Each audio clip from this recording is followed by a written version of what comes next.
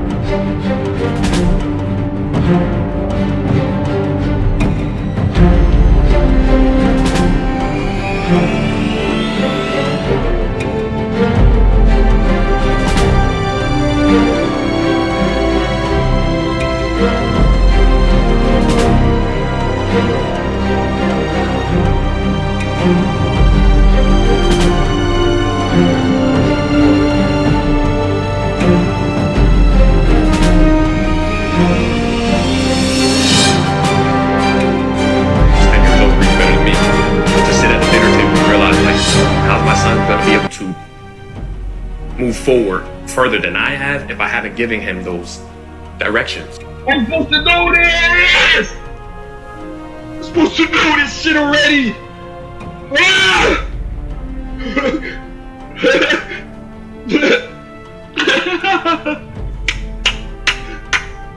Stay up, baby, don't give up. Let's go, baby! Let's go! Let's go! You learning, yo! You learning how to read! You learning! That's what it is! Let's go! Let's go!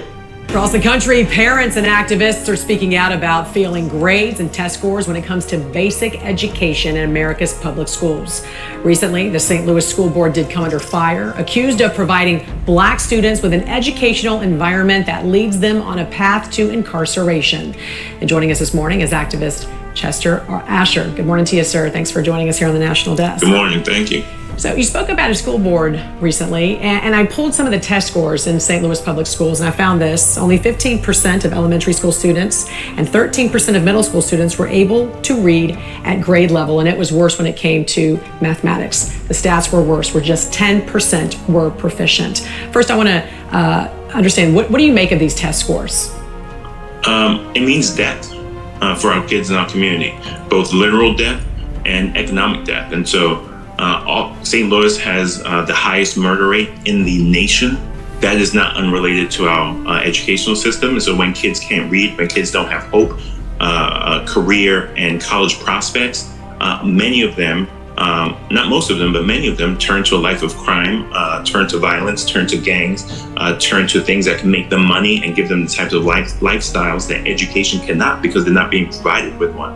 Economic death, because they can't apply for a job. Some of them can't even read the applications. They can't compose convincing cover letters. And so it literally means death in our community.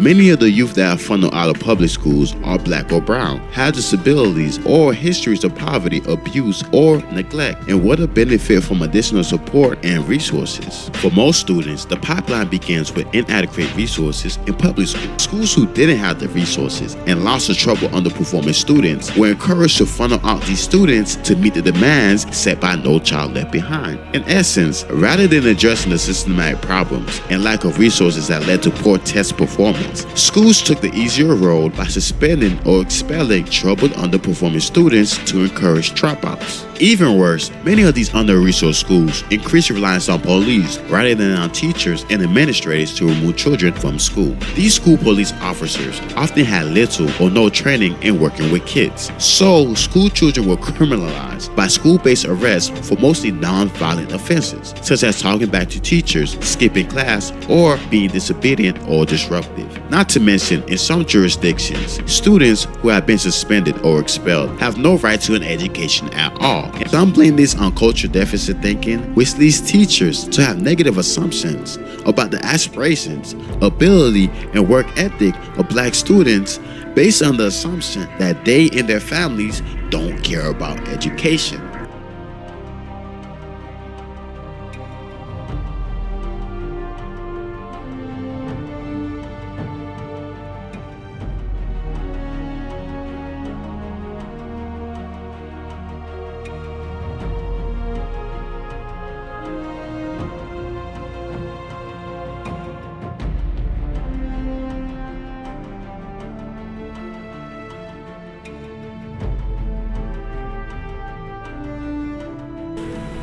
My opponent says, nothing that erodes the rule of law can be moral. But there is no rule of law in the Jim Crow South, not when Negroes are denied housing, turned away from schools, hospitals, and not when we are lynched.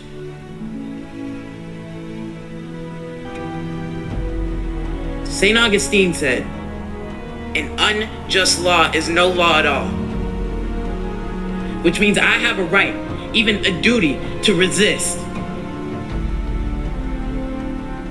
With violence or civil disobedience.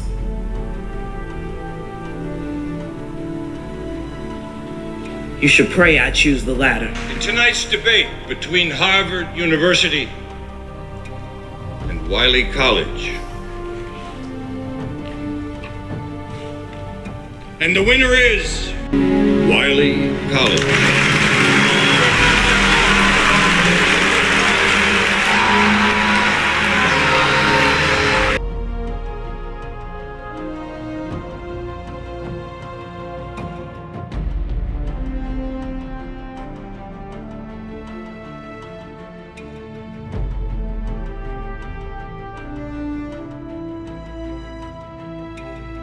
Yes, this is really important. Asian Americans were redlined from opening businesses in white neighborhoods because white people didn't want Asian Americans operating in their neighborhoods and didn't want Asian Americans profiting off of white people.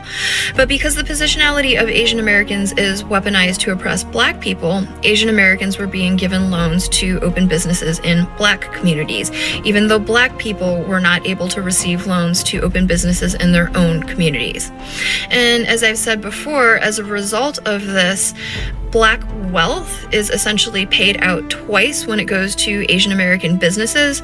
Once when the individual pays for the goods or services, and then again when the Asian American business owner removes the profit from the community. Because usually people open businesses in their own communities, and this is mutually beneficial, where the business owner is making a livelihood off of providing goods and services to their community. It's a killer as far as us being successful. We don't own anything in our own communities.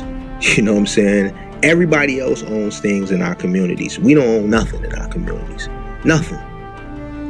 Nothing. And when, you know, somebody's out there saying, yeah, it's the beauty supply, it's a car wash, it's Black owned, that's nothing compared to everything else centered around it. If you go look in your community, and if it's 100 businesses in your community, the majority of them are owned by someone other than your ethnicity.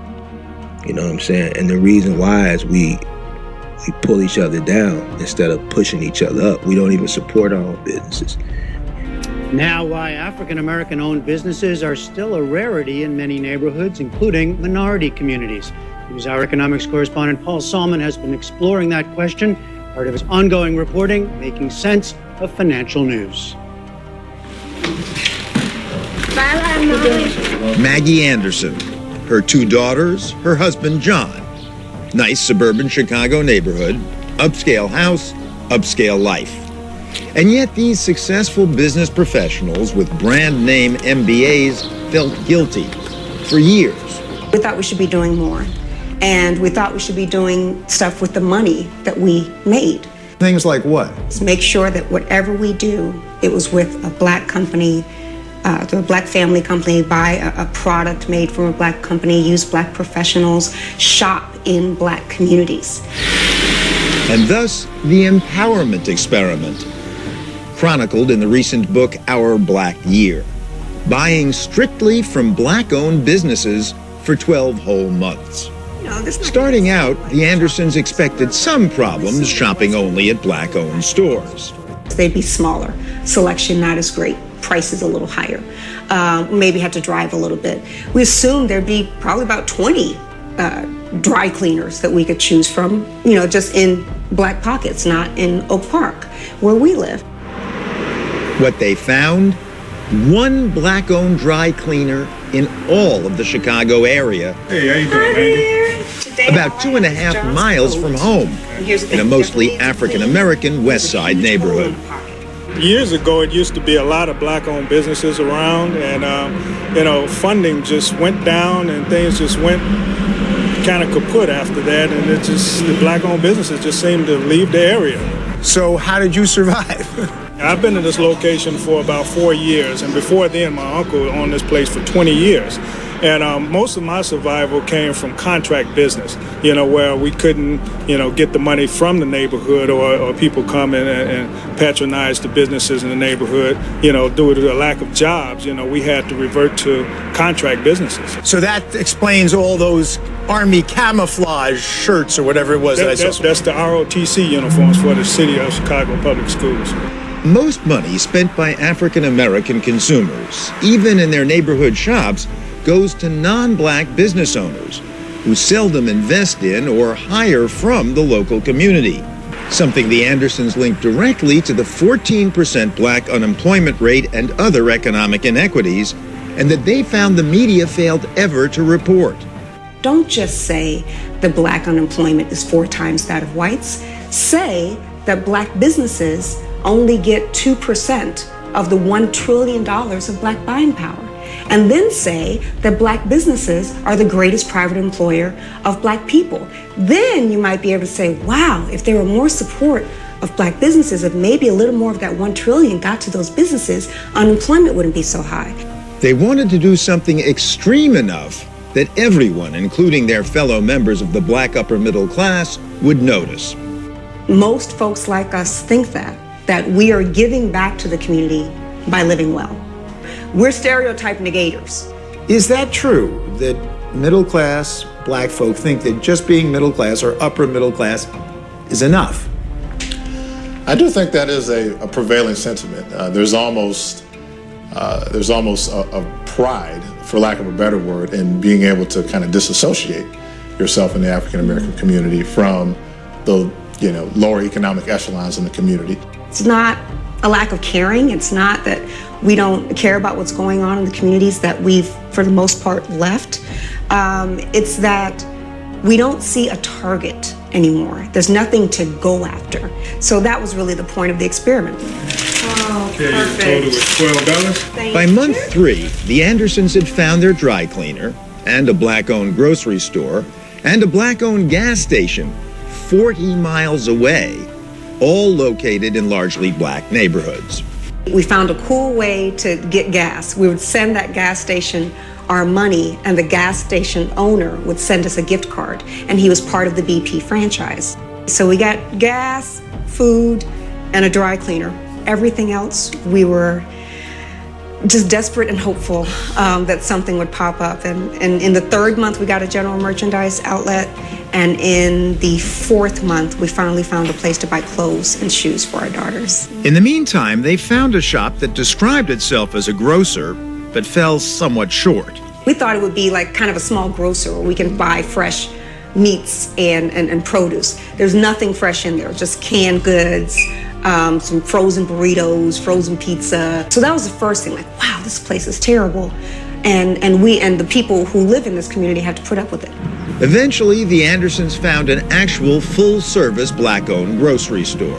And there used to be lots of black grocers in America. Thousands nationally, yes. And now? In January of 2009, there was one black grocer in the entire state of Illinois. One, that was it. The Andersons enlisted John's alma mater, the Kellogg Business School, to survey the whole country. We used to have 6,400 in the 1930s. We had 19 full-service grocery stores at the turn of the century. Now, those researchers at Kellogg who helped us with our study, they could only find evidence of three black-owned full-service grocery stores in all the United States of America. So what happened to all those black-owned businesses? Competition from megastores like Star Market or Walmart is one answer.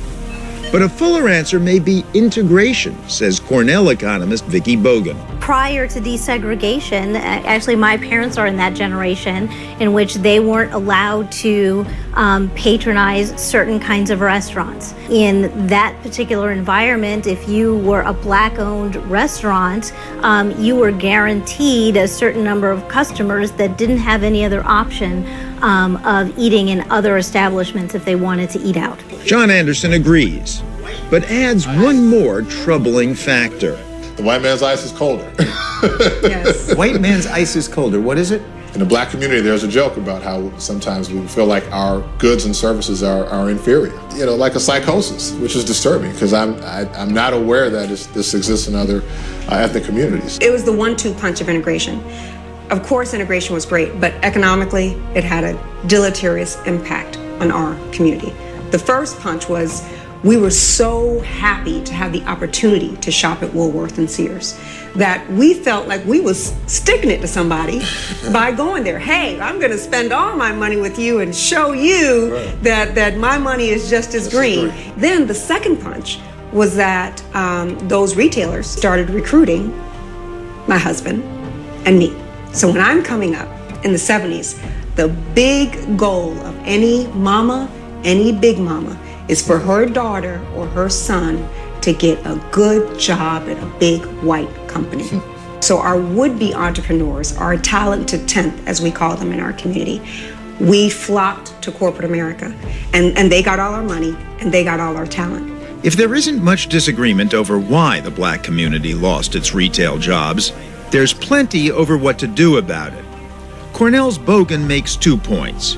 First, the key need is for more capital to be generated by and invested in the black community. Just on a day-to-day basis, black businesses generally don't have the same access to capital, financial capital, even human capital, that other types of businesses do.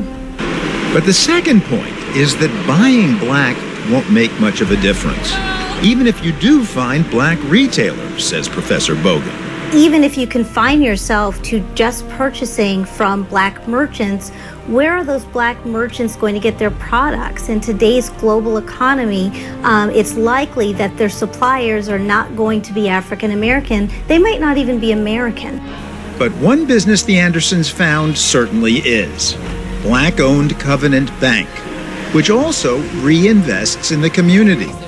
Board member Kim Jackson. The percentage of dollars that go out of this community is far beyond most neighboring communities, and we definitely need to see that decreased. We can and have supported ourselves and sustained ourselves. We need to go back to that. And Maggie Anderson's efforts do seem a step in that direction. What percentage of your customers, would you guess, are like Maggie Anderson, coming here specifically to patronize a black business? I'd say maybe 10% of my customers, because of Maggie. So before Maggie came here and wrote about you, what percentage of your customer base was here to patronize a black business? I would say before, maybe 1%. The Anderson effect, making a small dent in inner city Chicago, which needs all the economic revitalization it can get.